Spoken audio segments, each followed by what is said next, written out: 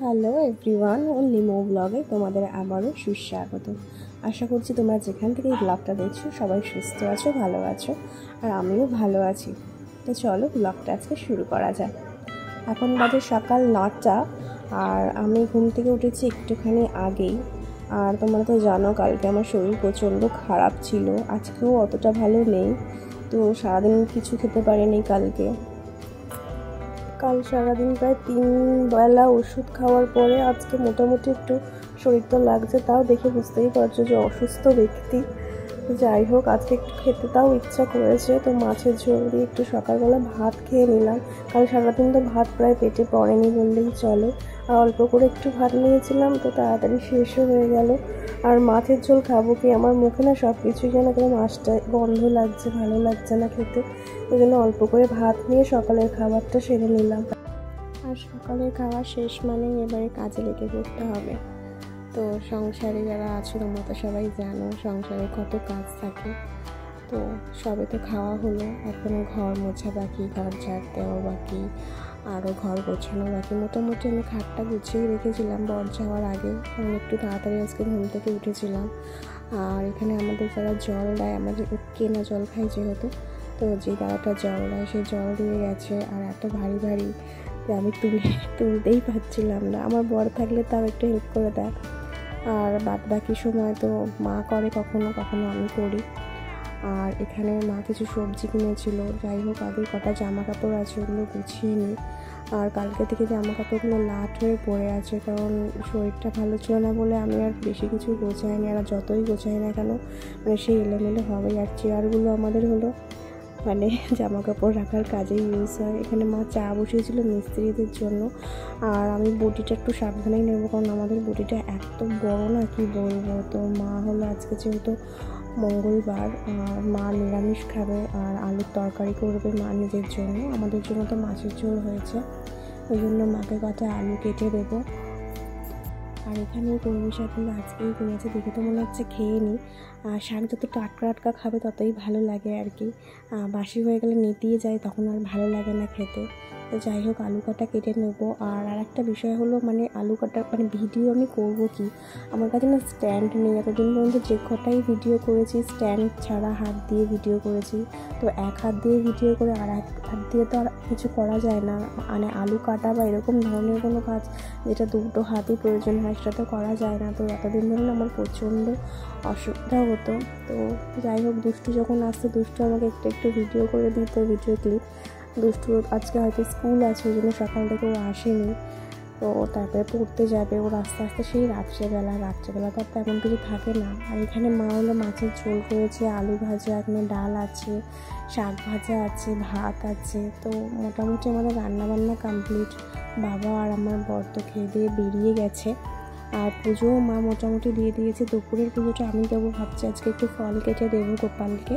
মোটামুটি ফুল দিয়ে সাজানো হয়ে গেছে, কত সুন্দর লাগছে না। আমার গোপীসোনাকে দেখো কি সুন্দর করে বসে আছে, খুশিতে মন মানে খুশি করে বসে আছে। লাড্ডু দিয়েছে না মা আজকে, আর আমি আজকে দুপুরবেলা ফল দিয়ে পুজো দেবো। যাই হোক, আজকে যেহেতু রান্না হয়ে গেছে, শাক ভাজা তো আজকে হবে না, তো শাকগুলো আজকে থাক, বেছে রেখে দেবো, কালকে হবে। আর মোটামুটি দেখতেই পাচ্ছ আমার আলু কাটা কমপ্লিট। এবার ভালো করে ধুয়ে নেবো আলুগুলো। আর আমাদের যে বাড়িতে আমরা ভাড়া আছি না, সেই বাড়িতে প্রচুর প্রবলেম, মানে কল জোরে টেপা যাবে না, মানে তারপরে এখানে খুটখাট আওয়াজ করা যাবে না, একটা পেরেক মারা যাবে না, কিছুই করা যাবে না, মানে এতটাই প্রবলেম নিয়ে আমরা আছি। তো যাই হোক, ওই গামলা করে করে জল ভরে রাখছে, আর এই কলটা টিপতে যে কী মুশকিলের বিষয়, মানে সত্যি কি বলবো। যাই হোক, এখন তো কিছু করার নেই, থাকতে গেলে করতেই হবে। মোটামুটি টাইম কল থেকে একটু করে জল ভরে মা নিয়ে আসছে, বাকিটা আমরা টিপে টিপেই করছি, কি আর করবো। আর বাথরুমটাও না প্রচণ্ড ছোট হয়ে গেছে, একটা গামলা লাগলে আর একটা বালতি রাখার জায়গা হয় না, একজন ঢুকলে আর একজন কিছু করতে পারবে না। জামা কাপড় কাচতেও প্রচণ্ড অসুবিধা হয়ে যাচ্ছে আর কি। আর তার উপর আমি তো কখনো জামা কাপড় কাচিনি, মানে ওরমভাবে বাপের বাড়ি থাকতে মা তেমন কিছু করাতো না, আর আমিও মানে একটু কুড়েই মানে আমি করতে চাইতাম না আর কি। আর মাও কখনো জোর করেনি। তো বাপের বাড়ি আর শ্বশুর বাড়ির বিষয়টা তো পুরোই আলাদা। তো তোমরা হয়তো সেটা জানো। তো এখানে এসে নিজের কাজটুকু তো নিজেকে করতেই লাগে। আর সেখানে সবথেকে মুশকিলের কাজ হয়ে গেছে আমার হলো ঘর মোছা আর জামা কাপড় কাচা। মানে উঠলে বসতে অসুবিধা হয়ে যাচ্ছে আর বসলে উঠতে অসুবিধা হয়ে যাচ্ছে। একটু শরীরটা ভারী হয়ে গেছে, তার জন্য হয়তো প্রবলেম হচ্ছে কিনা জানি না, যাই হোক।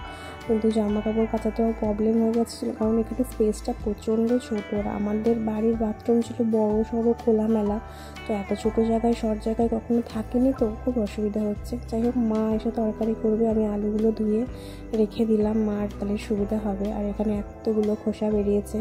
এখানে তো কোনো গাছপালা নেই, আমাদের বাড়ি হলে আমরা গাছের গোড়া এগুলো দিয়ে দিই, কারণ এগুলো হলো প্রাকৃতিক সার হয়, পচে গেলে একটা সারের কাজ করে। তো আমার বাবাকে আমাদের বাড়িতে যত সবজির খোসা হয় আমার বাবা নিয়ে গিয়ে সেগুলো গাছের গোড়ায় দেয়। তোমরা তো দেখেছো আমার বাবা কত বাগান করতে ভালোবাসে। তো এখানে তো বাগানের কোনো বিষয় নেই, আর এখানে সবজির খোসা রাখারও কোনো মানে নেই। আর আলু কেটে উঠতে না উঠতেই মা এনেছে এতগুলো কচুর লতি, কারণ আমার বর কচুর লতি খেতে খুব ভালোবাসে।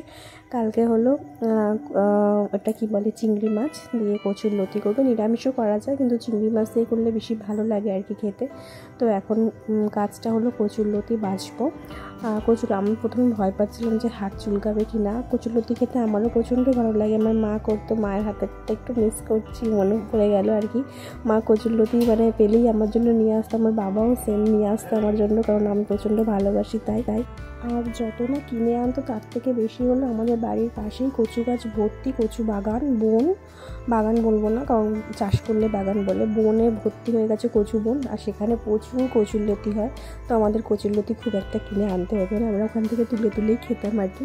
যাই হোক, কথা বলতে বলতে তো বেলা বেড়ে গেছে, আমার সংসারের কাজ মোটামুটি কমপ্লিট হয়ে গেছে। ঘর ঝাড় দিয়ে, ঘর মুছে, মোটামুটি জামা কাপড়গুলো কেচে নিয়েছি, স্নানটাও সেরে নিয়েছি। এখন একটা কাজ বাকি, সেটা হলো পুজো দেওয়া। তো পুজো তো আমার এখানে দেওয়া হয়ে গেছে, দেখতেই পাচ্ছ। আজকে ফল দিয়ে পুজো দিয়েছি, আম ছিল আর তরমুজ দিয়ে পুজো দিয়েছি গোপুসোনাকে। আর পুজো দেওয়ার ভিডিওটা করতে পারিনি, কারণ আমার কাছে তো স্ট্যান্ড ছিল না, আর এক হাত দিয়ে ফোন ধরে আর এক হাত দিয়ে পুজো দেওয়া সম্ভব না। পুজো দিতে গেলে মন দিয়ে দিতে হয়, তো ওই জন্য দুটো হাতে ইউজ করতে হতো। ওই জন্য আমাকে ক্যামেরা ধরে দেওয়ার মতো কেউ ছিল না বলে আর পুজো দেওয়ার ভিডিওটা করিনি। দুষ্টু থাকলে দুষ্টু একটু ধরে দেয়, কিন্তু দুষ্টু হয়তো স্কুলে গেছে, জন্য ধরে দেওয়ার মতো লোক পাইনি। যাই হোক, পুজো টুজো দিয়ে একটু রেস্ট নেব। আর জল খাচ্ছি, কারণ আমার মুখে প্রচণ্ড পরিমাণে পিম্পল বেরোচ্ছে। তেমন আগাগোড়াই বেরোয়, নতুন কিছু না, জল খেলেও কি না খেলেও কি। যেহেতু শরীরটা খারাপ, এই জন্য জলটা একটু আমাকে বেশি খেতে হবে আর কি। কারণ জল খাওয়া কম হয়ে যাচ্ছে বলে আমার শরীর আবার ডিহাইড্রেট হয়ে যাচ্ছে। আর ঠান্ডা জল আমি একদম অ্যাভয়েড করছি, কারণ ঠান্ডা জল খেয়েই আমার এই অবস্থা হয়েছে, কিন্তু নর্মাল ওয়াটার।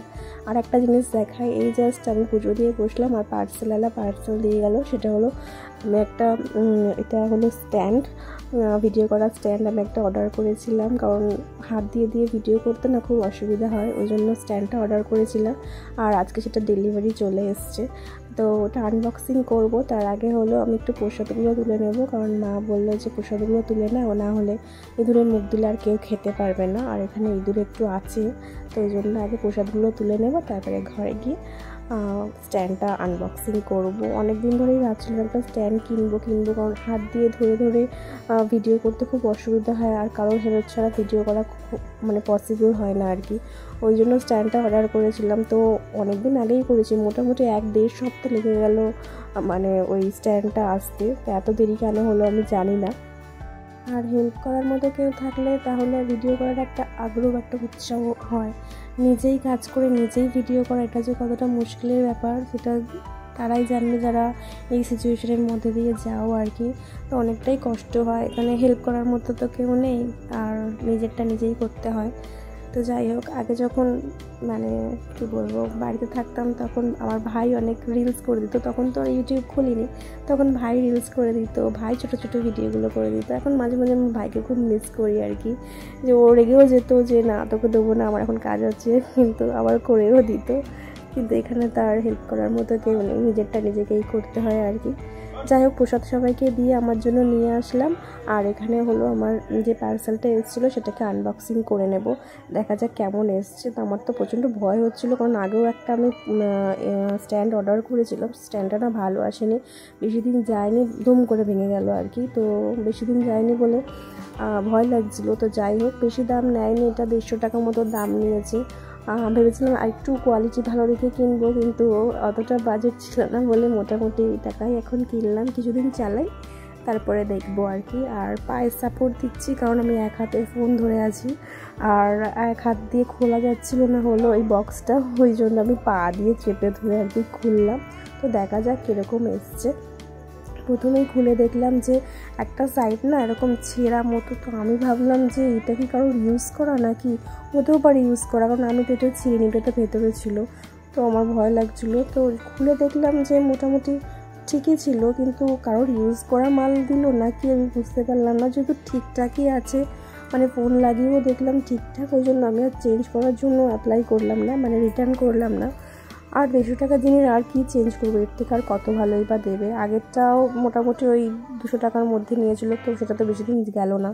এটা এখন কতদিন যায় সেটাই হলো দেখার। আর তোমরা একটু কমেন্টে জানিও না আমাকে কি ভালো স্ট্যান্ড ইউজ করা যায় ব্লগিং করার জন্য। আমি না অনেক ইউটিউব আর অন্য জায়গায় ঘেটে ঘুটে দেখলাম, কিন্তু আমি বুঝতে পারছি না এত স্ট্যান্ডের কোয়ালিটি দেখাচ্ছে, এত ধরনের স্ট্যান্ড হয়, আমি না ঠিক বুঝতে পারছি না যে কোন ধরনেরটা নিলে ব্লগিং করার জন্য একদম অ্যাপ্রোপ্রিয়েট হবে। তো তোমরা যদি কেউ জানো প্লিজ আমাকে একটু কমেন্ট করে জানিও, আমার খুব উপকার হয় আর কি। তো যাই হোক, ঘরে থাকতে থাকতে এই ছোটোখাটো ভিডিওগুলো করতে মানে নিজের টাইমটাও পাস হয়ে যায়, আর একা একা ভালো লাগে না, কথা বলার মতো কাউকে পাই না। তো যাই হোক, এই ভিডিওটা করি, একটু এডিট করি, একটু মানে ভিডিওর মধ্যে সারাক্ষণ মাথার মধ্যে একটা জিনিস থাকে যে না আমাকে এটা করতে হবে, এটা তুলতে হবে, এই ভিডিও ক্লিপটা নিতে হবে, এই করে না দিনটা কেটে যায় বেশ। মানে আর ওই অভাববোধটা হয় না যে ভালো লাগছে না, একা একা লাগছে, এই জিনিসটা হয় না। তো যাই হোক, প্রসাদটা তো পড়েই ছিল, প্রসাদটা খেয়ে নিই। বাটি ফাঁকা হয়ে গেছে, এবার বাটি থেকে ধুয়েও রাখতে হবে, কারণ এমনি রেখে দিলে যেহেতু এর মধ্যে মিষ্টি ছিল, তো মানে বাতাসা ছিল, তারপরে আম ছিল, আর এক্ষুনি যদি পিঁপড়ে লেগে যায় তাহলে অসুবিধা হয়ে যাবে, ওই জন্য একটু ভালো করে ধুয়ে রেখে দেবো। আর জল তো খুব বাঁচিয়ে বাঁচিয়ে খরচ করছি, সেই মানে অনেক প্রবলেম, বললাম না যে বেশি জোরে কল টেপা যায় না, রাত 9টার পরে কল টেপা যাবে না, দুপুর 2টোর পরে কল টেপা যাবে না, অনেক প্রবলেম। এই জন্য জল যেরকম তুলেও রাখছি সেরকম কম কম করে খরচা করছি, যাতে মানে যতটা প্রবলেমটাকে এড়িয়ে চলা যায় আর কি। মানে কবে যে আমাদের বাড়িটা হবে আর নতুন বাড়িতে যাব, এই প্রবলেমগুলো অ্যাটলিস্ট হয়তো আর থাকবে না।